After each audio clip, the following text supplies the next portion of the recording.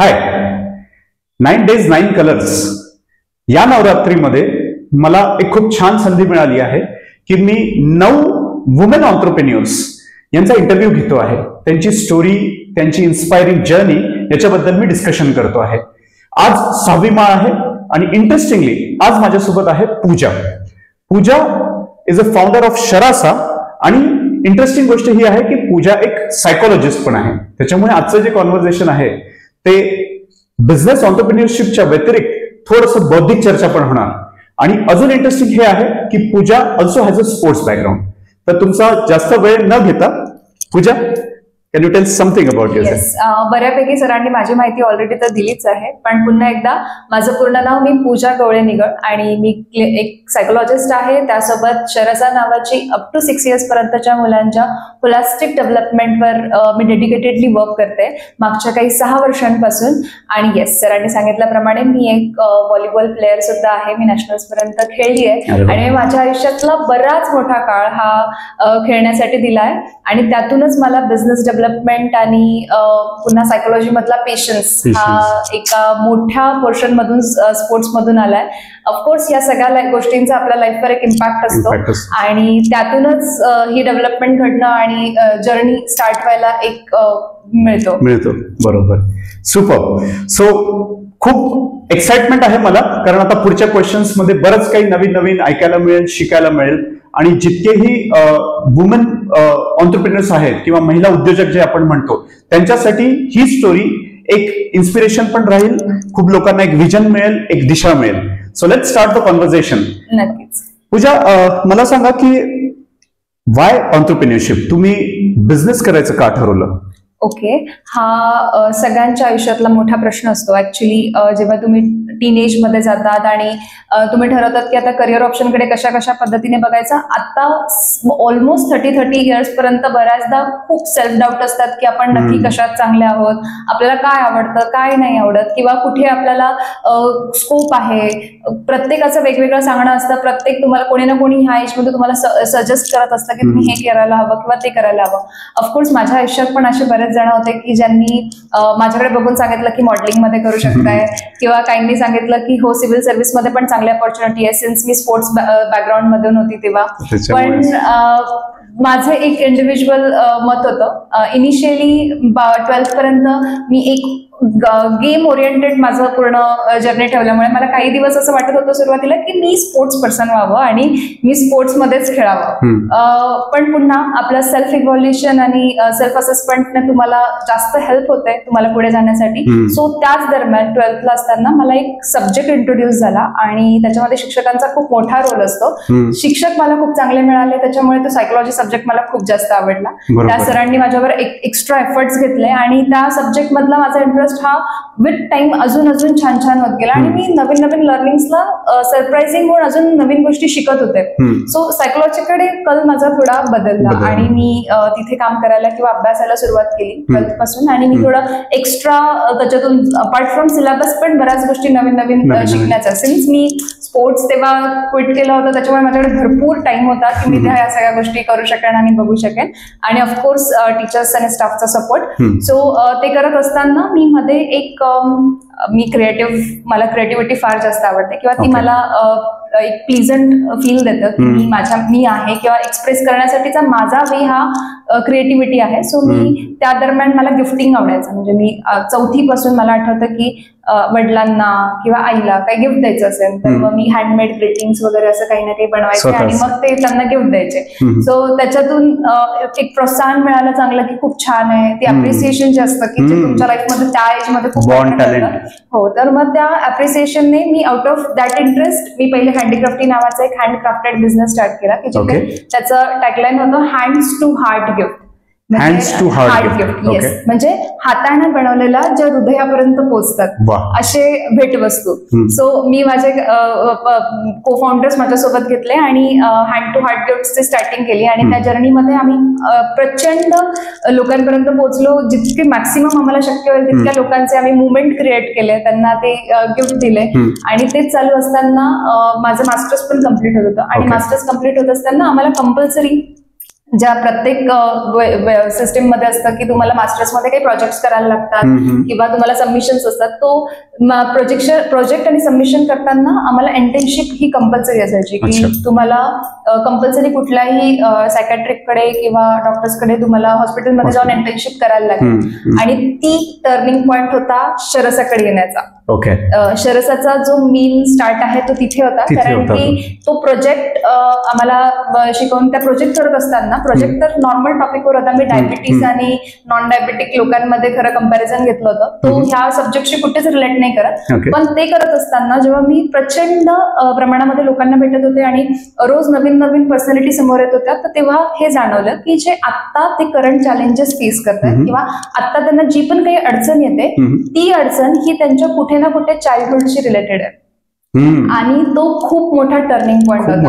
म्हणजे जो पण काही ऑब्झर्वेशन मी किंवा डायग्नोसिस किंवा जे काही करत होते किंवा जे पण काही अभ्यासत होते, ते करत असताना मला एक बॅकग्राऊंड दिसत होतं की जिथे हे सगळ्या गोष्टी कुठून ट्रिगर होत आहेत, कुठून लिंक आहेत, कुठे ट्रिगर होत आहेत, तर ते त्यांच्या अर्ली एज मध्ये होतं. सो आता त्यांच्यावर काम करणं किंवा आता त्यांना रिझल्ट ओरिएंटेड घेऊन जाणं, रॅदर दॅन आपण जर त्यांच्या अर्ली चाइल्डहुड मध्ये किंवा कोणाच्याही अर्ली चाइल्डहुड डेव्हलपमेंटमध्ये पार्टिसिपेट करू शकलो, तर हे लॉंगर टाइम इफेक्ट करेल. म्हणजे मोठ्या प्रवासात त्यांना या सगळ्या गोष्टी मदत होतील. सो तिथून स्टार्ट झाली शरसाची आणि त्या कॉन्सेप्टला धरून आम्ही अभ्यास केला. आणि ते करत असताना जाणवलं की 6 महिने ते 6 वर्ष हे एज असतं की जिथे मुलं एक्सप्लोरेशनने किंवा नवीन नवीन अनुभवातून शिकत असतात. बरोबर. आणि तेव्हा ही पण फाइंडिंग लक्षात आली की ब्रेनचा 80% पार्ट हा अर्ली एज मध्ये डेव्हलप. म्हणजे तुम्ही जसे आता आहात किंवा मी जशी आता आहे, हे सगळं पहिल्या 6 वर्षात ठरलंय. आणि हे खूप सरप्राइझिंग होतं. आणि तेव्हा मी जर बॅकट्रॅक केलं की माझे पहिले 6 वर्ष कसे होते किंवा काय गोष्टी मला माझ्या 6 वर्षातल्या आठवतात किंवा त्याच्या पुढे स्कूल लाईफ मधल्या काय आठवतात आणि त्या कशा कॉन्ट्रीब्युट करतात, तर ते एक एक लिंक व्हायला लागलं की हो, एक तुमचं फॅमिली कल्चर असतं, तुम्ही ज्या स्कूलमध्ये जातात, तुमच्या फ्रेंड्समध्ये राहतात किंवा तुम्ही जिथे कोणासोबत कुठेही नवीन नवीन एक्सपोजर घेतात, तर ते तुमच्या लाईफ लॉंग मध्ये कॉन्ट्रीब्युट करतं. जसं फॉर एक्झाम्पल आपण म्हणायला गेलं तर एखाद्याला लहानपणी खाऊ घालतात ना की खा, नाहीतर मग तो भुकाडी बाबा. तर ते जेव्हा मग ते अंधाराला घाबरणं किंवा मग फिअर डेव्हलप होतो, तर तो इतका बेसिक पार्ट असतो, पण तरी तो इतका मोठा इम्पॅक्ट करतो मुलाच्या लाईफमध्ये. सो ते बघितल्यानंतर असं जाणवलं की ह्या एज मध्ये खूप काम आहे.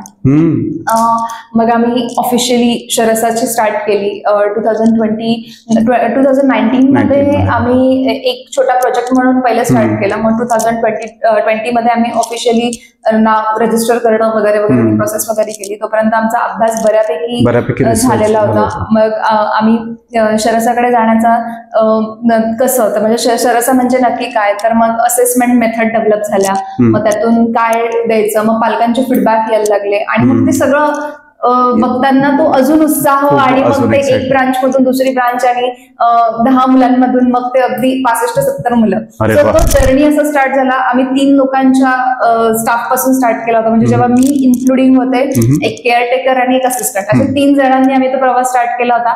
हँडीक्राफ्टीच्या इन्व्हेस्टमेंट मधून शरसाला फंडिंग केली आणि असं करून मग ती जर्नी जी स्टार्ट झाली, तर ती मग आता आमच्याकडे ऑलमोस्ट 25 to 30 लोकांचा स्टाफ आहे. आणि आम्ही एक छान पद्धतीने एक एन्व्हायरमेंट किंवा एक इकोसिस्टम तयार करण्याचा प्रयत्न करतोय की जो आम्ही मुलांपर्यंत त्यांच्या डेव्हलपमेंटला कॉन्ट्रीब्युट करू शकू.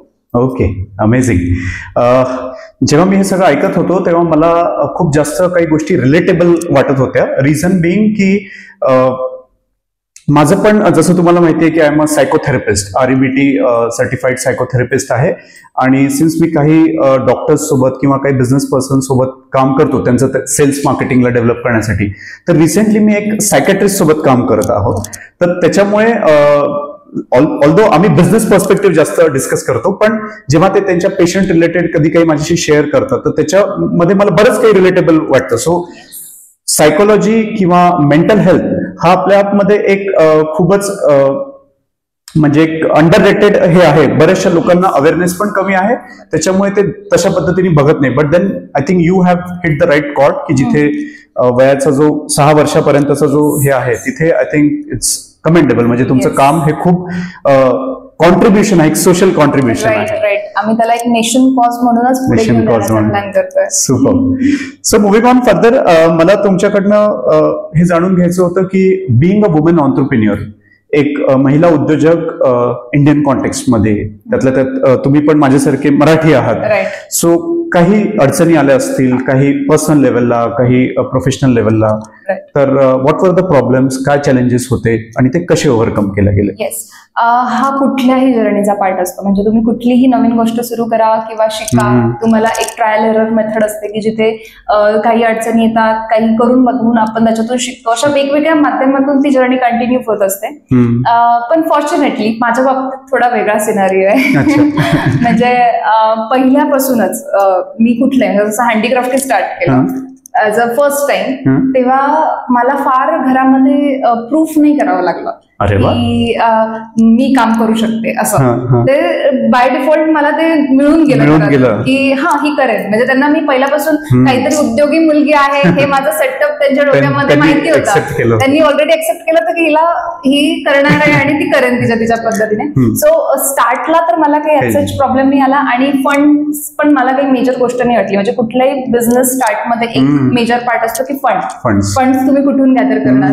तर आम्ही खूप छोट्या फंड, तुम्ही इमॅजिन पण नाही करू शकत की काय अमाऊंट. रक्षाबंधनला जे पैसे येतात, जे भाऊ देतात, अरे बापरे, जे भाऊ पैसे देतात, त्या भावांच्या पैशांमधून मी पहिले हँडीक्राफ्ट स्टार्ट केलं. Oh my goodness. म्हणजे हा एक वेगळाच फ्लेवर आमच्या व्ह्युअर्ससाठी आहे.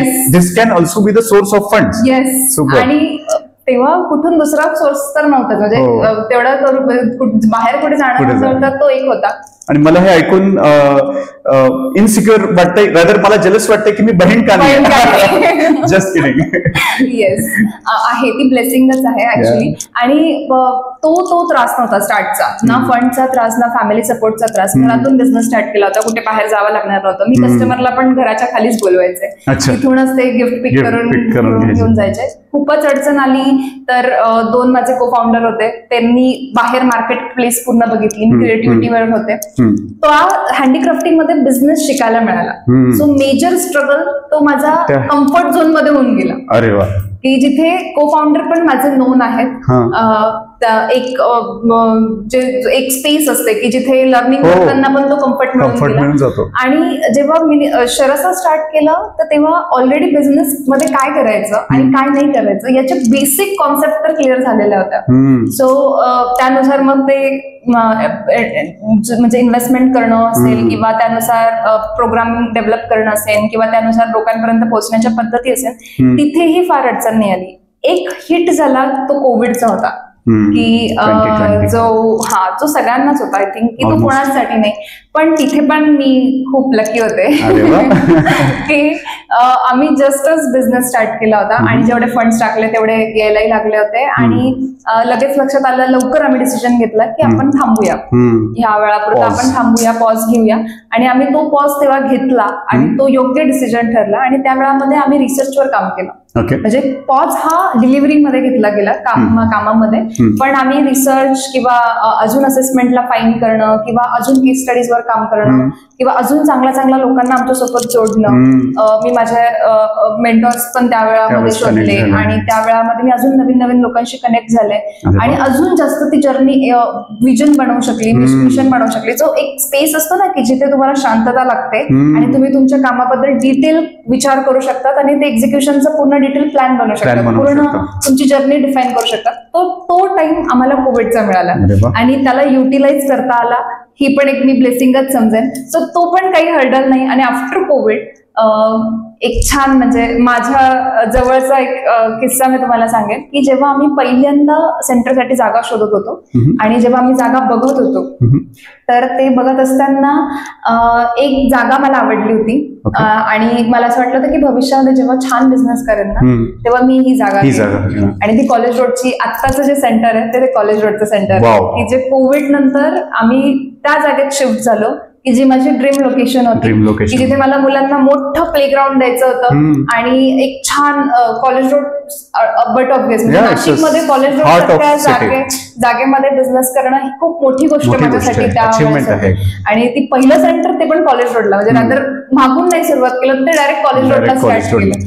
आणि तेव्हा मी पण छोटे छोटेच होते, लग्न झालेलं नव्हतं, पण स्टील बाकीच्या लोकांनी पण विश्वास ठेवला, लँडलॉर्ड पण सपोर्टिव्ह होते, त्यांनी पण विश्वास ठेवला, म्हणजे लिटरली डिपॉझिट नाही घेतलं. म्हणजे एवढा विश्वास की डिपॉझिट नाही घेतलं की ही मुलगी देईन आपल्याला. सो हर्डल्स ऍज नाही आले, पण ब्लेसिंग खूप मिळाल्या. म्हणजे आणि छोटे मोठे प्रॉब्लेम्स तर माझ्या मते प्रत्येकाचे, म्हणजे सेल्फ अप होणं, डाऊन होणं, ही जर्नी असते. मी त्याला हर्डल नाही म्हणणार आणि ना मी त्याला असं काही खूप मोठा इश्यू आहे असं म्हणेल, कारण की तो प्रत्येक, म्हणजे तुम्ही अगदी काहीतरी नवीन करायचं, अगदी छोटेतले छोटे टास्क घेतले तर त्याच्यामध्ये तुम्हाला काही ना काही छोट्या मोठ्या अडचणी येणार आहे. पण ऍज असं खूप त्रासदायक. आणि अजून एक महत्वाची गोष्ट की मोस्टली मुलींच्या लाईफमध्ये एक अजून एक गोष्ट असते की ठीक आहे, लग्नापर्यंत तर तुम्ही सेटल असतात, तुमचं करिअर असतं, म्हणजे तुमची फॅमिली तुम्हाला ओळखते, ती तुम्हाला जसं तसे ऍक्सेप्ट केलेलं असतं, बाहेरच्या आजूबाजू फ्रेंडला माहिती असतं. पण लग्नानंतर लाईफ चेंज होते. म्हणजे लग्नानंतर तुमच्या आयुष्यात तुम्ही नवीन घरात जातात, तुम्ही नवीन लोकांमध्ये जातात, त्यांचे विचार वेगळे असतात आणि नवरा एक वेगळा पार्ट असतो, त्याचे विचार वेगळे असतात. पण फॉर्च्युनेटली तिथे पण त्रास नाही आला. म्हणजे अजूनपर्यंत आजच मला घरातल्या काही रिस्पॉन्सिबिलिटी नाही घ्यावा लागत, म्हणून मी जास्त वेळ काम करू शकते, म्हणून मी जास्त लोकांना वेळ देऊ शकते माझा, किंवा मी माझं सेंटर कधी पण, म्हणजे 4 वाजता पहाटे मला वाटलं की मला आज काम करायचं, मी पहाटे 4 वाजता जाऊन काम करेन. मला वाटलं की रात्री 9 वाजेपर्यंत थांबायचंय, 11 पर्यंत थांबायचं, तर ते फक्त बाई तू खा आणि तुला काय काम करायचं. तो पण उलट हर्डल म्हणण्यापेक्षा तो एक्स्ट्रा सपोर्ट मिळाला की, आणि त्यामुळे माझी एंटरप्रेन्योरशिपची जर्नी ह्या पार्टने खूप स्मूथ झाली. म्हणजे तो मला पण त्याच्यातले ब्लेसिंग्स काउंट करता आले आणि त्याला कॅच करून पुढे घेऊन जाता आलं, आणि आजूबाजूचे लोकही खूप चांगले मिळाले की ज्याने ह्या गोष्टी टप्प्याटप्प्यात चांगल्या मिळाल्या. कारण की बऱ्याचशा लोकांना हा सपोर्ट सिस्टीम थोडा वीक असल्यामुळे, स्पेशली मराठी कम्युनिटीमध्ये हा वीक असल्यामुळे, म्हणजे नॉट ओनली मराठी पण ज्यांच्याकडे बिझनेस बॅकग्राऊंड नाही, त्यांच्यामुळे त्यांचा कॉन्फिडन्स लेवल, त्यांचा मोटिवेशन लेवल किंवा त्यांची कन्सिस्टन्सी ही थोडीशी बॉकडाऊन होते, आणि मग त्यांचे थोडंसं माइंड वेव्हर करायला लागतं. आणि हा अगदी महत्वाचा पॉइंट आहे की हे बऱ्याचदा होतं. म्हणजे एंटरप्रेन्योरशिपचा जो जर्नी असते ना, ती ऍक्च्युली तुम्हाला स्क्रॅच पासून स्टार्ट करायचं असतं, आणि त्या जर्नीमध्ये जर तुम्हाला फॅमिली सपोर्ट पण जर लॅक असेल तर तुम्हाला, म्हणजे तुम्हाला बाहेर पण युद्ध करायचंय आणि तुम्हाला घरात पण करायचंय, आणि मनात जे चालू आहे ते वेगळं. सो तो खूप डिफिकल्ट पार्ट असतो. आणि मी म्हणते की म्हणून तर खूप लोक लवकर क्विट करतात, खूप लवकर बॅकआउट करून टाकतात, कारण की ह्या सगळ्या गोष्टी आजूबाजूला नसतात. आणि खूप कमी लोक आहे की ज्यांच्या ते आजूबाजूला असतं, त्यांना ओळखता पण येतं, आणि काही लोक नसतानाही ऑपॉर्च्युनिटी क्रिएट करून पुढे जातात. सो हा खूप, म्हणजे ऍक्च्युअली हे आहे, पण फक्त इन केस ते नाहीये, एक्सेप्शनल आहे. वाव, आय थिंक हे ऐकताना बरेचसे व्ह्यूअर्स ज्यांनी ऑलरेडी स्टार्ट नाही केलाय त्यांना तो एक पॉझिटिव्ह वाईब येणार, की कारण एक कुठेतरी ऑन्टरप्रिनरशिप किंवा बिझनेसला तो एक निगेटिव्ह कनोटेशन आहे की चॅलेंजेसच असतात किंवा लक सपोर्टच करत नाही. But probably Pooja is an example की कधी कधी तुमचे ऑब्व्हियसली त्याच्यात कर्म पण आहे, बरंच काही आहे, तर तुमचं लक तुमच्या सोबत असतं. कधी कधी हा जर्नी खूप स्मूथ असू पण शकतो. हे बेसिकली तुमच्या थ्रू कळलंय. अट्रॅक्शन माहिती, अट्रॅक्ट करा, मला इझी पाहिजे. जे पाहिजे आहे तो विचार करा, जे पाहिजे आहे ते बोला, आणि जे पाहिजे तशा लोकांसोबत राहा. दॅट इज सगळ्यात महत्वाचं. लोकांसोबत राहा हा शेवटचा मुद्दा आहे ना, हा खूप महत्वाचा आहे. Right environment. येस, कारण की तुम्ही जर रोज तुमच्या कानावरती येत असेल ना की नाही अवघडच आहे, इतके फंड्स नाही करू शकत, हे नाही होऊ शकत आहे, मार्केट खराब आहे, कॉम्पिटिशन किती आहे, हे जर ऐकणारे तुमच्या आजूबाजूला असतील ना तर तुम्ही समजायचं की तुम्ही तेच होणार. हो, त्याच्यामुळे ती जर्नी तुमची अजून टफ होऊ शकते. पण देन तुम्हाला जर का करायचंच असेल, तुमचं विजन क्लिअर आहे आणि तुमचं पॅशन आहे, तर तुम्ही त्या एन्व्हायरमेंट, हे तर तुम्हाला तुमच्या नशिबाने मिळालेलं आहे. पण तुम्ही त्याच्यातनं बाहेर निघून, जसं आता मी बऱ्याचशा ऑन्टरप्रेन्योरच्या कम्युनिटीला जॉईंड आहे, तर मी बघतो की तिथे जी एक फॅमिली बनलेली आहे ती आपल्या घरच्या फॅमिलीच्या व्यतिरिक्त एक अजून तुम्हाला ऑपॉर्च्युनिटी आहे. कारण तुमच्या घरचे कदाचित तुमचं विजन, तुमचं ड्रीम रिलेट नाही करू शकणार, अलाइन नाही होऊ शकणार. पण बाहेरचे जर का तुमच्यासारखे लाईक माइंडेड तुम्हाला मिळाले तर तो वीक पॉइंट पण तुमचा ओव्हरकम. पण then you have to go out. तुम्हाला कुठेतरी कनेक्ट, कारण गरज तुम्हाला आहे इच्छा तुम्हाला आहे तर तुम्ही करायला पाहिजे. आणि ज्यांना आहे इच्छा, ज्यांची गरज आहे ते खरंच निघतात बाहेर. त्यांना एन्व्हायरमेंट जरी नाही चांगलं राहिलं तर म्हणजे बरोबर करतात ते. आणि त्यावेळात जसं सर मेंटरशिप करतात ऑलरेडी, ते बिझनेस मेंटर आहेत, तर तसे लोक पण तुम्हाला यातून बाहेर काढायला रेडी आहेत. म्हणजे आहे ऑप्शन मार्केटमध्ये, तुम्ही एकटे नाही आहे. तुम्हाला कोणी ना कोणी आहे सपोर्टला, फक्त तुम्हाला ते शोधता आलं पाहिजे आणि तुमचं ते अर्ज हवी की मला ते हवंय. करेक्ट. ती अर्ज तुम्हाला योग्य लोकांपर्यंत पण पोहोचवू शकते. आणि इंटरेस्टिंग पार्ट आता याच्यात असं आहे की जे टेक्नॉलॉजी आलेलं आहे, तर तुम्ही स्वतःहून जरी शोधायला नाही गेले, तुम्ही फक्त तुमच्या माइंडमध्ये, ज्याला आपण लॉ ऑफ अट्रॅक्शन म्हणतो, की मला हे करायचं आहे, तर ऑटोमॅटिकली हे universe with the support of technology, ते लोक तसे अल्गोरिदम तुम्हाला बरोबर तसेच लोक दिसणार तुमच्या सोशल मीडियावर, ते लोक तुमच्यापर्यंत पोहोचणार. अशा पण काही स्टोरीज आहेत. So it is all about what you want. तुम्हाला गरज आहे. आणि I think you are the perfect example, की करायचं होतं कॉलेज रोडवर, मला 30 प्लेस पाहिजे होती. हे जे मनामध्ये जे चांगले चांगले ड्रीम्स, चांगले चांगले डिझायर्स येतात, that is something which I think most of them have to learn. आणि इट्स रिअली अमेझिंग. म्हणजे खूप छान वाटत आहे तुमच्यासोबत हे कॉन्व्हर्स करताना. कन्क्लुडिंग पार्ट आहे थोडासा पॉडकास्टचा, बट सिन्स हा नवरात्रीचा इनिशिएटिव्ह आहे, we would again love to interact more in detail after this podcast. So to conclude हा मला तुम्हाला एक क्वेश्चन असा विचारायचा आहे की बऱ्याचशा ऑन्टरप्रिन्युअर्सच्या लाईफमध्ये, स्पेशली सक्सेसफुल पीपलच्या लाईफमध्ये, एक मेंटॉर किंवा एक कोच किंवा एक सल्लागार म्हणा, याचा रोल असतो. आता मी एक प्रोफेशनल मेंटॉर आहे, त्याच्यामुळे मला बऱ्याचशा लोकांच्या लाईफमध्ये कॉन्ट्रीब्युशन करायला भेटलं. माझे बरेचसे मेंटी स्टुडंट्स असे आहेत की जे माझ्यापेक्षा नेक्स्ट लेवलला सक्सेसफुल आहेत, आणि मला खूप छान वाटतं की बाबा मी कुठेतरी त्यांच्या एवढ्या मोठ्या सक्सेसमध्ये एक छोटासा पार्ट आहे. तर तुमच्या या जर्नीमध्ये मेंटॉरचा रोल कसा होता आणि तुम्ही काय सजेस्ट कराल की what is a role of mentor? Actually mentorship हे काही टायटल नाहीये की हा तुमचा मेंटर आहे फक्त. ऍक्च्युली जर तुम्ही त्या टर्म्स मध्ये कन्सिडर केलं तर तुम्हाला एक अप्रोच हवा की एखाद्याकडनं ते शिकण्याचा, किंवा तुमची अर्ज हवी, तुम्हाला ती भूक हवी की जी तुम्हाला तिथपर्यंत पोहोचवेल. पण मेंटॉर असणं, मी खूप जास्त, म्हणजे सिन्स मी तुम्हाला सांगितलं, मी सायकोलॉजीमध्ये पण मेंटॉरमुळे चालेल की मला चांगले गाईड होते. त्यांनी मला सांगितलं की हा सब्जेक्ट किती इंटरेस्टिंग आहे. रादर ते जर खूप स्ट्रिक्ट असते, त्यांनी सांगितलं असतं अभ्यासात जेवढं तेवढं शिक, मला समजून नसतं घेतलं, तर मग मी ते सायकोलॉजीमध्ये कधीच नसतं, म्हणजे ते कधी होऊच शकलं नसतं. सिन्स मी जेव्हा बिझनेसमध्ये आले, मी जेव्हा बिझनेस बघायला लागले, जेव्हा मी जेव्हा माझे मेंटॉर चॉईस केले, किंवा मी ठरवलं की मी यांच्याकडनं शिकणार आहे, तर त्याच्यात पण एक असतं की प्रत्येक व्यक्तीमध्ये ना एक वेगळी स्पेशालिटी असते. काही मेंटर्स असतात की त्यांच्यामध्ये तुम्हाला देण्याची ताकद खूप जास्त असते, की ते तुम्हाला ओळखतात आणि ते तुम्हाला देतात. सो असे लोक माझ्या आजूबाजूला खूप आले की मला देणारे, म्हणजे प्रत्येक स्टेपवर देणारे आले. म्हणजे मी घरापासूनच शिकत आले. जसं पहिला मेंटॉर वडील, की इंडिपेंडेंट असली पाहिजेस, तुला जे काय करायचं तुला तुझ्या स्वप्नात तुझ्या बळावर तू केलं पाहिजे, तू कोणावर डिपेंडेंट नको की त्याने ही गोष्ट केली. मेंटॉरशिपच आहे की तुम्हाला एंटरप्रेन्योरशिप कडे पण घेऊन जाते.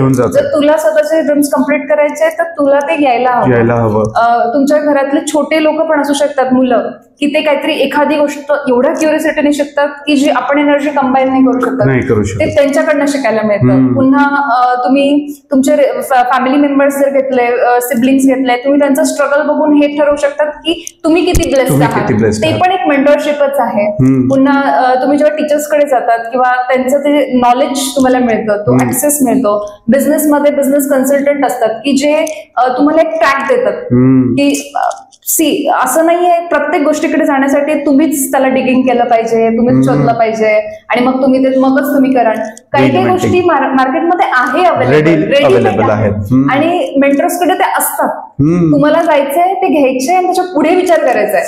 म्हणजे जे तुमचं आपण म्हणतो जे तुमचं स्किल आहे ते त्यात तुम्हाला टाकायचंय आणि त्या फॉर्मॅटला घेऊन तुम्हाला पटकन पुढे जायचंय. सो ते मेंटरशिप मी तर खूप जवळून अनुभवलंय. म्हणजे माझे को फाउंडर पण एक बेस्ट मेंटर आहेत माझ्यासाठी, की ज्यांनी मला ह्या जर्नीमध्ये म्हणजे एकदम इझिली पुढे घेऊन जाण्यासाठी हेल्प केली. आणि सिन्स मी ते एक लर्नर पण आहे, मला ती आवड पण आहे. सो मी पण त्यांच्याकडनं जितक्या शक्य होईल तितक्या जास्तीत जास्त गोष्टी अजूनपर्यंत शिकण्याचा प्रयत्न करते. आणि मेंटरशिप ही लाईफ लॉंग असते, ती विथ टाइमिंग नाहीये. म्हणजे आज मी काहीतरी कोणाकडनं तरी शिकली आणि उद्या मग ते सगळं येईल असं नाहीये. म्हणजे तुम्ही तुमचे मेंटर्स पण अपग्रेड होतात, तुम्ही पण अपग्रेड होत जातात. तुम्हाला प्रत्येक टाइम टू टाइम वेगवेगळी लोक मिळतात, तुमच्या जर्नीमध्ये येतात आणि त्या प्रत्येक लोक तुम्हाला काही ना काही वेगळं शिकवत असतात. सो ती मेंटरशिप टर्म ही एक लेबल नाहीये की कोणी एकच जण तुम्हाला शिकवेल, तुम्हाला मल्टिपल लोक शिकवतात. पण हो, बिझनेसच्या याच्यामध्ये कन्सल्टंट असतात किंवा ज्यांनी ऑलरेडी बिझनेस केलाय असे लोक असतात की त्यांनी त्यांच्या आयुष्यात काहीतरी एक सर्टन अचीव्ह केलं असतं, ते पण एक चांगले मेंटर. म्हणजे तुम्हाला जर एखादी गोष्ट अट्रॅक्ट करायची असेल किंवा करायची असेल तर त्याच्यात पण म्हटलं जातं की काहीतरी विजन ठेवा. सो काहीतरी गोष्ट तुमच्या डोळ्यासमोर असतील, पाथ असेल, तर तुम्ही लवकर तिथे पोहोचू शकता आणि तिथे तुम्हाला मेंटर हेल्प करतात. Fantastic, super. सो खूप मस्त वाटलं पूजा. म्हणजे हे कॉन्व्हर्सेशन असं आहे की हे असं वाटतं की हे एंडलेस असायला पाहिजे, कारण त्याच्यात बिझनेस आहे, त्याच्यामध्ये सायकोलॉजी आहे. म्हणजे हे दोन माझे पण खूप जवळचे टॉपिक्स आहेत, त्याच्यामुळे याला आपल्याला परत एक्सटेंड करणं खूप गरजेचं आहे. So after this podcast over coffee I would love to extend this conversation आणि परत एकदा आपण नेक्स्ट राऊंड मध्ये एक डिटेल लेवलला परत एकदा हे करूया. बिफोर वाइंडिंग अप दिस पर्टिक्युलर पॉडकास्ट, तुम्हाला काही ऍस्पायरिंग वुमन ऑन्टरप्रेन्योरला जर का काही मेसेज द्यायचा आहे किंवा काही मोटिवेशन द्यायचं आहे तर तुम्ही शेअर करू शकता. सगळ्यात मेन की तुम्ही कुठलीही गोष्ट करताना नॉट ओनली की तुम्हाला फक्त एंटरप्रेन्योरच व्हायचंय किंवा तुम्हाला कुठलं तरी वेगळं काही करिअर अचीव्ह करायचं किंवा काहीतरी मिळवायचंय, काही करताना ना पहिले स्वतःच्या आवडी आणि निवडी समजून घ्या. कारण की त्या खूप मॅटर करतात. जे जॉबमध्ये फ्लक्च्युएशन होतात ना किंवा करिअरमध्ये जे फ्लक्च्युएशन होतात ना, हे फक्त आणि फक्त त्याच एका गोष्टीने होतात ज्याच्यावर आम्ही 6 महिन्यांच्या मुलांपासून काम करतोय. तोच पार्ट आहे की पहिले स्वतःबद्दल अवेअर व्हा की हे माझे पेन पॉइंट आहेत, हे माझे विकनेसेस आहेत, इथे ही माझी स्ट्रेंथ आहे आणि हे तर काय मी लगेच करून घेईन. हे असं काही ना काही तुमचे स्वतःचे पॉइंट्स असतात जे तुम्हाला दुसरं कोणीच नाही सांगू शकत जगामध्ये. ते तुम्हाला तुमच्या स्वतःशीच कनेक्ट होऊन स्वतःलाच ओळखायचं असतं. जर ते तुम्ही तुमच्यातले शोधले तर तुम्हाला तुमचा योग्य बिझनेस शोधता येतो आणि योग्य काम जे तुम्ही तुमच्या स्वतःसाठी आणि दुसऱ्यांच्या चांगल्या भवितव्यासाठी पण करू शकाल. सो तो सगळ्यात मेन ट्रिगर पॉइंट आहे की जे तुम्हाला आवडतंय, ज्याच्यात तुम्ही कनेक्ट होतायत किंवा जिथे तुम्हाला ऍक्च्युअली फील होतंय की हे मला लाईफ लॉंग घेऊन जाईल किंवा हे मी आयुष्यभरासाठी करू शकेन, असा काहीतरी पार्ट चूज करा जो तुम्ही तुमच्यासाठी सुद्धा आणि लोकांच्या आयुष्यात पण कंट्रीब्युट करू शकाल आणि त्याला घेऊन पुढे जा. तिथून तुमची ऍक्च्युअल जर्नी स्टार्ट होते आणि जगण्याचं एक सॅटिस्फॅक्शन पण मी म्हणेल तिथून मिळेल तुम्हाला. Super. So thank you very much Pooja. खूप छान राहिला हा कॉन्व्हर्सेशन, हा एपिसोड. आणि या व्हिडिओ सोबत शरसाचे आणि टू रिच आउट टू पूजा याचे डिटेल्स आहेत. सो तुम्हाला कोणालाही काही मदत लागली तर you can reach out to Pooja. Thank you very much. Thank you so much.